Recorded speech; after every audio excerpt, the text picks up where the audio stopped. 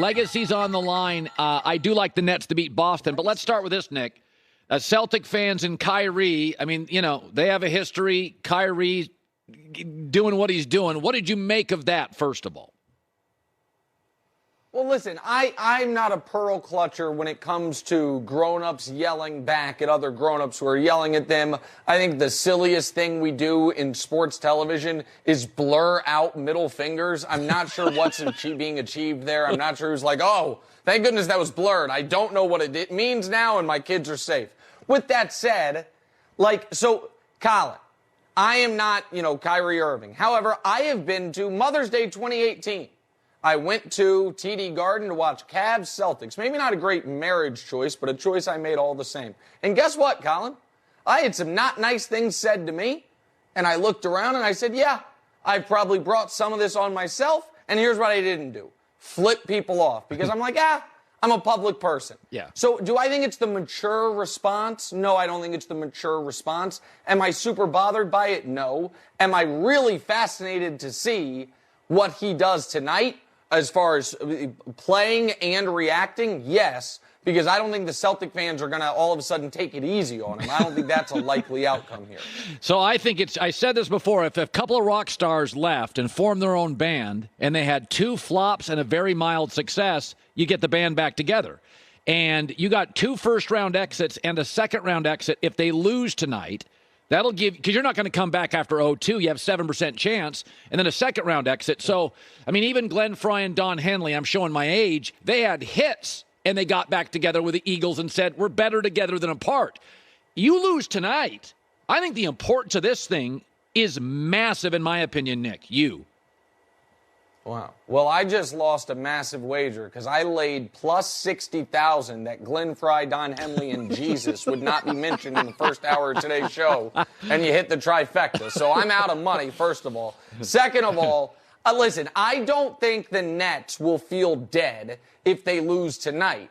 I think the reason the Nets are dead is because they had to win game 1. Now, if they lose tonight, what they'll say is, hey, series doesn't start till the road team wins a game. We were supposed to lose. We'll go back to Barclays. Barclays, by the way, which I would imagine will probably be 50% Celtic fans anyway.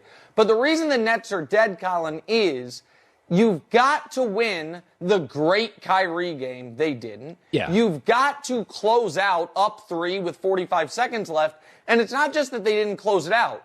The final 3 possessions of that game, Colin, it was 2 Celtic layups and a Nets contested 28-footer. Like, one of the advantages theoretically you should have in this series if you're Brooklyn is at the end of the game, we have 2 killers in Durant and Kyrie, and the Celtics don't. Tatum's historically not been great in those situations, and he's the only guy on Boston you would go to in those spots, and they blew that one. But I'm sure Brooklyn fans and faithful will convince themselves they're fine if they lose tonight. Hey, Ben Simmons might be walking through that door for 10 minutes if that'll help you.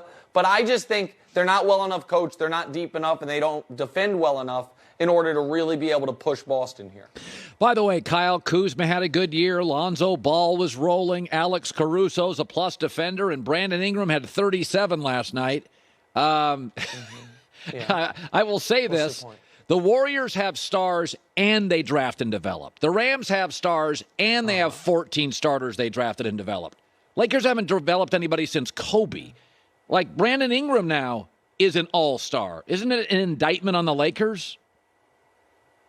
They told me you were going to say that. I don't understand how it's an indictment on the Lakers. They drafted Brandon Ingram. Yeah. He's a good player. They traded him for a player who was the second best player on a champion.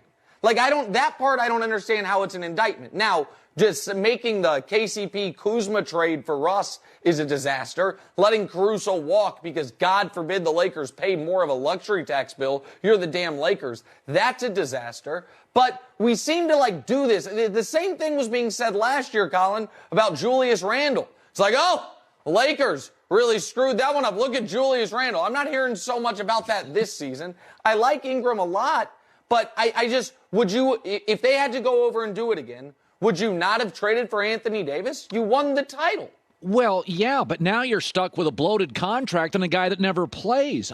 Ingram's just moving into his peak probably for the next 7 years. If you gave me both today, I'd take the guy moving into a peak, not moving out of it. But you'd lose a championship. But you'd have to give up the title. Yeah, but I mean, the Lakers aren't the Mets. They've got a lot of them. You know, I'd rather have a future. Yeah, I would. You'd rather the Lake. Okay, listen, Colin. The point of sports is to win titles. Yeah. They won a title. So hold on a second. Let me just ask you real quick. Do you think the Clippers, if they could, should undo the trade that got them Paul George, but it was a Kawhi and Paul George package? But that's different. Or do you think that was a good trade? Well, that's different. Why? They're the Clippers. One title makes the franchise. Totally makes the franchise. The Mets. If the Mets win one World Series with Buck Showalter in 7 years, it makes the organization. Yankees, Ohio State football, Bama. They got a collection room of trophies. I wouldn't give up 8 years of my future for one bubble title. One bubble title. This whole bubble title. Stop saying bubble title, first of all. That's unnecessary. Okay. Second of all, you're right about the Clippers being the Clippers. But what's also true is you're like, no, I'd still go do that again because one title's so valuable to the Clippers. But they didn't win a title.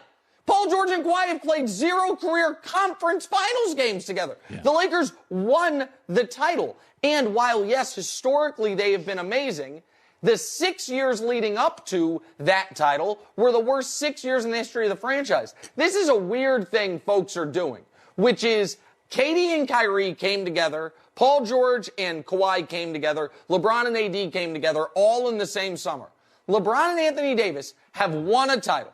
KD and Kyrie have not played a single playoff game together after round 2. Kawhi and Paul George have not played a single playoff game together after round 2. And the pairing that gets the most crap is the Lakers. The whole point is to win titles. They won a title. The other two teams haven't even been close to it. You guys are out of your mind. All right. But I'm also mad at you today. Well, anyway, I was going to say, listen, Nick's a handsome guy. There was a beautiful wife. There was a stage in his life where he had a growth spurt and it wasn't gorgeous. And he's something about, he doesn't love his height or something. So there's a picture out there of Nick, and I just poked him in the ribs a little. You're really going to bother me here. So look, this is me and Kevin Wildes. Yeah. I don't know what they did to this photo, but it makes us both look like we're 5'4". Yeah. I should be self-confident enough. I shouldn't care. I know it's vain. I know it's whack to care about this, but I hate that people think I'm short when I'm almost 6'1". So Colin Cowherd, my mentor, my 1-point professional idol, sees this and look at what Colin tweets. Colin, he knows how much this bothers me because that photo. Nice to see my little friend Nick is smiling and happy. Then don't show the next picture yet. Then the big lead, which used to be owned by a colleague of ours, they have an article up. How tall is Nick Wright really? And they land on 5'7". And this is all because of you. So I'm going to ask you a question, Colin. Don't lie to your audience. Right. How tall are you? 6'2". Okay, show the next picture. Total, full exoneration. 5 years ago, me and Colin Cowherd, before I had hair, when I was leaving LA to move to New York, Colin came and saw me because he used to be my friend. He was like, Nick, I'm not going to let you leave without giving you a hug. You're an inch taller than me. This is outrageous. It's just outrageous that you have pushed this. I need Joy to back me up. Well, this whole thing. Colin is kind of leaning in that picture. Joy? I'm 2.5 inches taller and I'm leaning. No, I can 2.5 inches. I can confirm Nick is actually the height he's saying he is. Yeah. But there's nothing wrong with being a short king. Yeah. Nick. Yeah. Nothing wrong. That's right. Listen, he's the Calvin Murphy of talk show hosts. Here's what I will tell you, Nick, because this is a good lesson for you. Because men are always making fun of women because we want a certain angle. You need to take it from this side or whatever. Yeah. Angles matter. Yeah. Why do you think I look amazing in every single one of my selfies? That's right. If you notice, they're all the same angle. That's right. It's my angle. Yeah. So you got to find your angle. Yeah. They're all the same angle. And It would appear you have a professional videographer that follows you around, as documented by your tour of Paris, which everyone, I think there's a camera light, there's everything going on. But that's fine. Listen, I'm not making fun of anybody, and I know how ridiculous this is. I'm on national television, on Colin Cowherd and Joy Taylor's show, talking about my height. Yeah. But I've gone through life with confidence of don't care about the nose, don't care about the ears. I have big ears. No one even notices because of the nose. Don't care about the squeaky voice. Yeah. I hate that people think I'm short. And Colin adding to it really has thrown my whole day off. I will confirm Nick is not short. All right. We got to run. But there's nothing wrong with the short king. First things first. By the way, per Jeff Darlington, Debo